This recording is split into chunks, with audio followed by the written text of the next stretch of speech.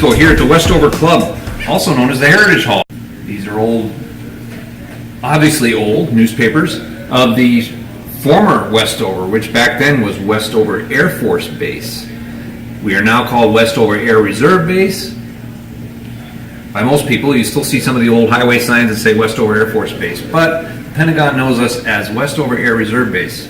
Back then, the Pentagon knew us as a great, big, huge, sprawling B-52 bomber base.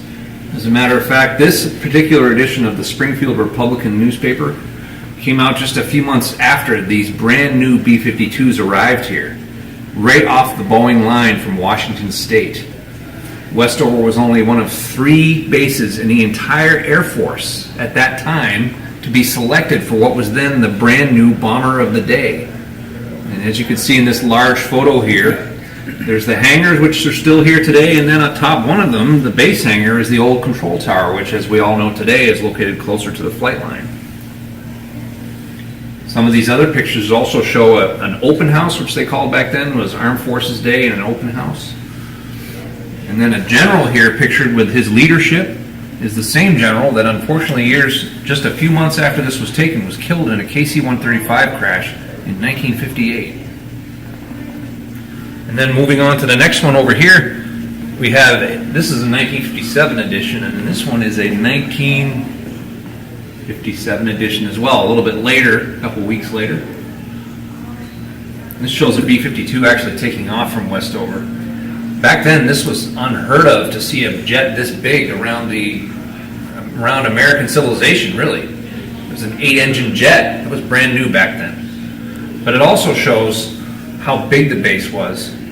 We had a karate studio here. We had schools. The schools now, of course, are owned by Chicopee out by the James Street Gate. But back then, you had the kids that had parents here, went to school right on the base. And then, of course, we had the security forces folks. Back then, they were called the Air Police, and they had the dogs patrolling the fence lines all over. And then some of the maintenance guys working on the B-52s here. And then, of course, the old base chapel. There were actually 2 chapels back then, one of which the former chapel now is the Child Development Center out on James Street. You'll also see that this is obviously a civilian newspaper. It shows all these ads that paid for the copy to be produced back then. The information office, as it was known back then, certainly had a hand in all this photography going on because Strategic Air Command was very strict about what could and could not be photographed.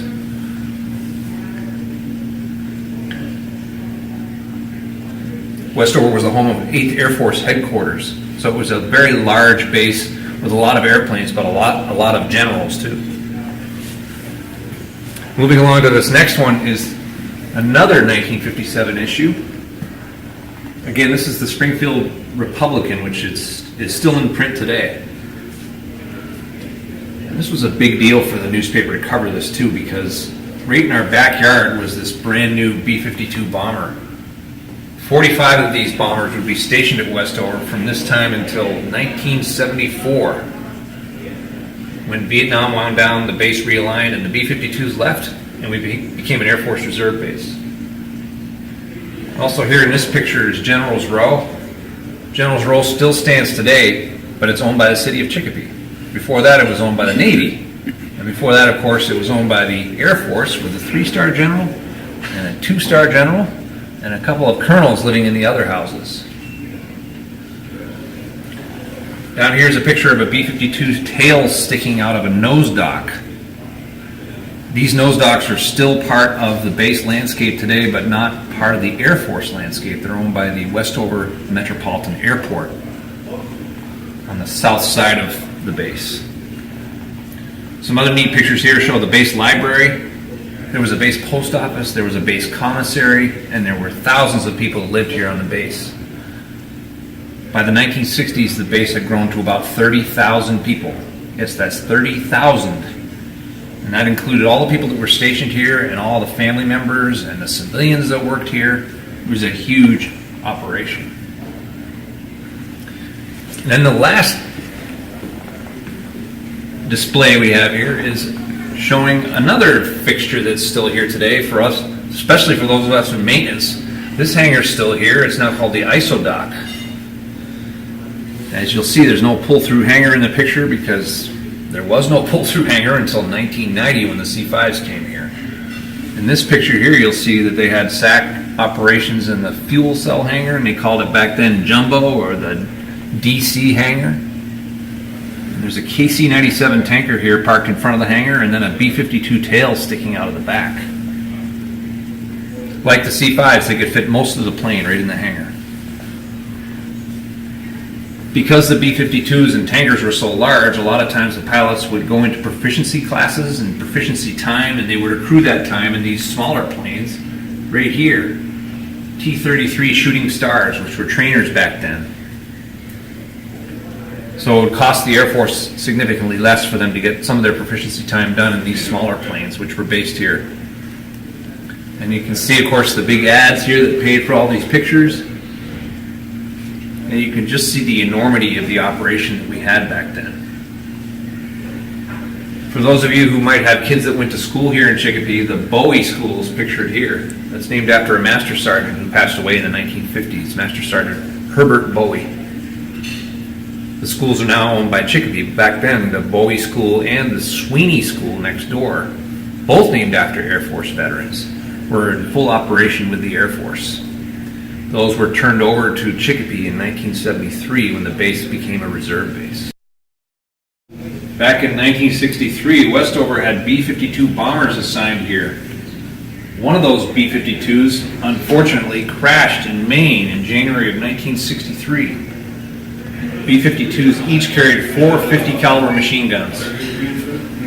One is seen right here.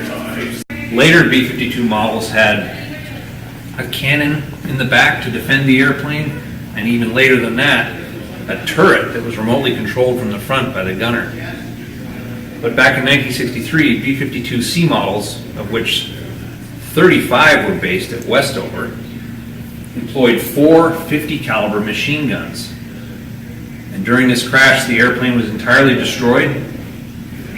6 American airmen were killed, 2 survived. One of the 50 cals made it, and here it is. This is a display of it here. This was made possible by a group of dedicated Westover folks wanting to keep history alive, Westover's history alive.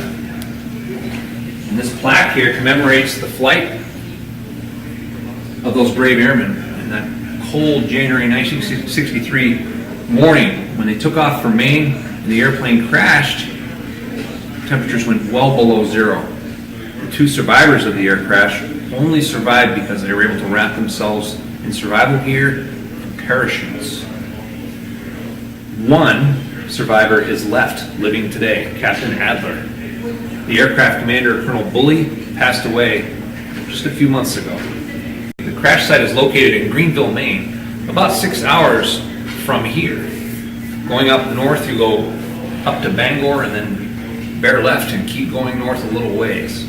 Each year in January, a crew of American airmen, mostly from our maintenance group, make a trip all the way up there to honor our history and these brave airmen who were killed on that day in January 1963. This monument with the 50 cal here commemorates our heritage as Westover Airmen. Well, I hope you've enjoyed this trip down memory lane, and I'm Master Sergeant Andrew Biscoe here from the Westover Club.